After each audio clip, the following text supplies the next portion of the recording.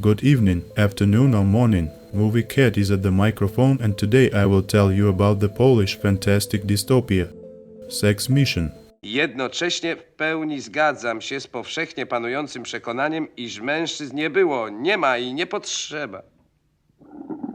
1991, in Poland, a telethon is being held in honor of the immortality invention. As the journalist puts it, the Nobel Prize winner, Professor Kopp-Weiser, answering questions, says that immortality is too loud a word. He invented a capsule for hibernation, for the introduction of a person in a suspended animation condition, or in simple terms, freezing in the present and defrosting in the future. The first experience of freezing chimpanzees for 6 months ended successfully. Now, in order to test the effect of this process on the psyche, 2 volunteers will go into hibernation for a period of 3 years. Albert is a biologist by profession. With his participation, he wants to develop science. After all, hibernation can help terminally ill people to get frozen and wait for the time when humanity will invent a cure. His large family is very proud of Albert. The second volunteer, Max, decided to take part only for the sake of money. His wife watches the telethon with tears in her eyes and asks her crying daughter, Jadwiga, to remember forever the man who abandoned them.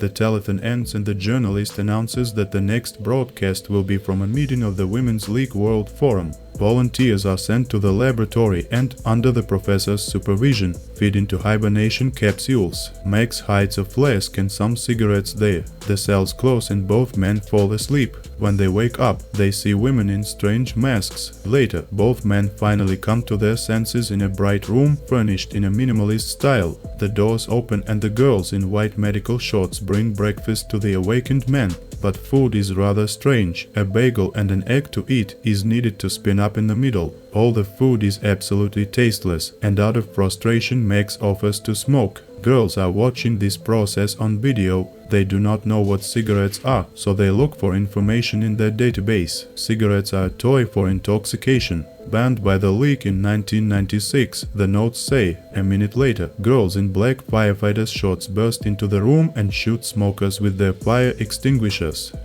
Later, a girl named Lamia comes to them to check on the guy's health. Men's request to call Professor Kopp-Weiser, she refuses, because there is no professor here. It is now 2044. Men spent in suspended animation not 3, but 53 years. While they were sleeping, a terrible war broke out and killed all the men on the planet with an unknown type of radiation. Albert and Max are the only men on the Earth. Their hibernation capsules were accidentally found and given to the archaeological department for study. Max doesn't believe any of these facts. He grabs Albert by his elbow to leave the room, but they are both electrocuted by the door. Women laugh and leave. Max wonders how then women reproduce without men. Archaeologist Lamia, who watches for the men and also eavesdrops on them, tells through the speakers about parthenogenesis, reproduction without fertilization. Albert is despondent because he is in prison, and all his relatives and friends have long died. In the morning, Max suggests finding advantages in their position, for example, in seducing women. They on whole planet now have no competitors at all. When Lamia comes to check on the man's well-being, Max kisses her sharply on the lips. She pulls away after a second and stops the second attempt by throwing Max over the thigh. Lamia returns to her workplace, where Emma is already waiting for her. Emma is an employee of the rival department Genesis, which deals with genetics. Emma came to say that the queen herself wants to see the males. The men are dressed in the green uniforms, the same women themselves wear. Also, Max and Albert are inserted into the left ear with an earring with a special pistol, and then they are led to a meeting with the queen. On the way, Max looks around the futuristic corridors and notes that everything around is nothing like the science center of Professor Kopp-Weiser. In the spacious hall, while they are waiting for the queen, guys look around, seeing at least something familiar, an apple tree. They pick and eat 2 apples. The queen arrives and tells the men it is their friend, Professor, who is to blame for everything. During the war, Kopp-Weiser discovered a drug to paralyze male genes, but instead destroyed them. Suddenly, the queen notices in horror that the last 2 apples have disappeared from the tree and both men are again thrown into the cell. Later, the guards come there with a vacuum cleaner robot to clean up. Albert, who really wants to escape from here, suddenly has an idea. Meanwhile, Lamia, alone with herself, suddenly remembers Max's kiss and can't stop thinking about him. The alarm clock rings to remind her to take a pill that suppresses sexual desire. Lamia can't find a place for herself even after the pill, so she decides to learn more about men. Lamia goes to the local nursing home to the oldest inhabitant. After bribing an old woman with a jar of real, non-synthetic strawberry jam, Lamia asks if it was possible to meet men every day before and every night, adds an old woman. Contrary to the current misconception, men were needed not only for work, but also for having fun, the elderly woman explains. When the guards and the vacuum cleaner leave the cell, Albert inserts a knife into the cable he found earlier, causing a short circuit. The lights go out, but the doors remain open and both guys run out into the hallway. To hide from the guards, they dive into some hatch in the wall. Hiding, both men see, behind the plastic wall, something like a lesson is taking place. The teacher shows a razor, a corkscrew and a fishing rod, claiming that these are all devices men used to torture women in the past. The male is your enemy, sums up the teacher. Because of such blatant injustice, Max drops the fragile plastic wall. The men are returned to the cell again. Lamia sympathizes with them and offers a way out, voluntarily agree to naturalization.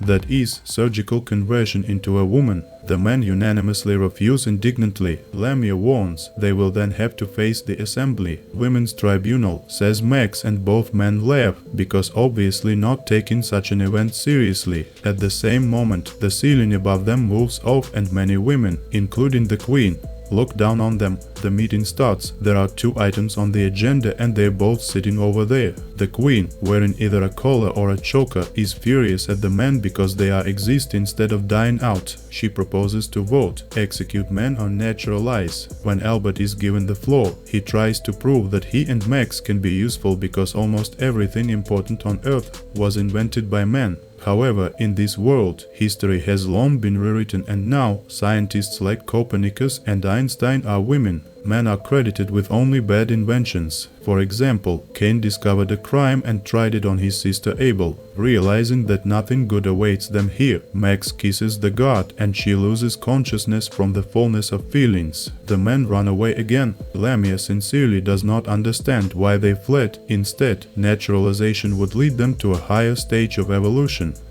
Since there are no windows in this building and it is difficult to navigate, the guys decide the exit to the outside should be somewhere below. There they find something like a mine with a laid railroad. A train full of guards arrives along it and the guys, in another attempt to escape, collide with Lamia. Yielding to the persuasion of the men, she agrees to take them outside. The girl explains that they are in an underground city at a depth of 300 meters. On the top tier, she shows the guys a periscope, looking into which Max sees a lifeless stone desert. Lamia also draws the fugitives' attention to the fact that there are over 300 coplizer units on the surface. Without a space suit, it is not possible to survive outside, and naturalization for the guys is the only way out. Lamia comes to such a decision and opens the door from which the guards run out. The men are grabbed and taken to the operating room. However, due to the latest escape, men are now considered dangerous and it was decided instead of naturalization to extract healthy organs from men for transplantation into elderly worthy women,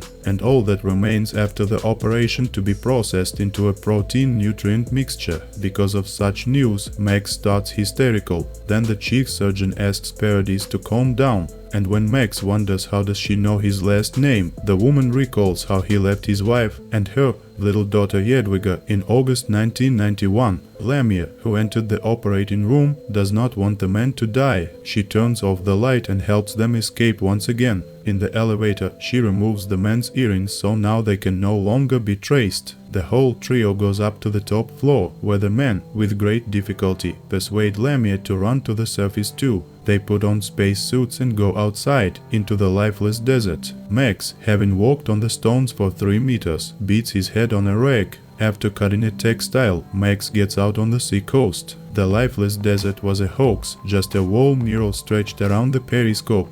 Meanwhile, downstairs, Emma rushes off to chase the fugitives. The spacesuit was the last, so she does it alone. The trio reached the forest. They've been on the surface for an hour and the oxygen in their suits is running low. Suddenly, Max begins to rejoice. He noticed a stalk and decided that there was no radiation. All three of the fugitives drop their suits. Some time later, they come across a fence, and behind it there is a cozy private house. Inside, they find fresh food in the fridge and sit down to eat. At this moment, Emma overtakes them, but she was afraid to take off her spacesuit, so without air, which had just ended, she loses consciousness. With the help of artificial respiration, Albert brings her to senses and tries to explain to her what is happening. Later, out of joy that they are still alive, Albert and Emma have sex. Lamia and Max have sex too. After, while the girls take a bath, the men sit over brandy, smoke and plan to change the world. They decide to take on a mission to bring the male sex back to the planet using their seed.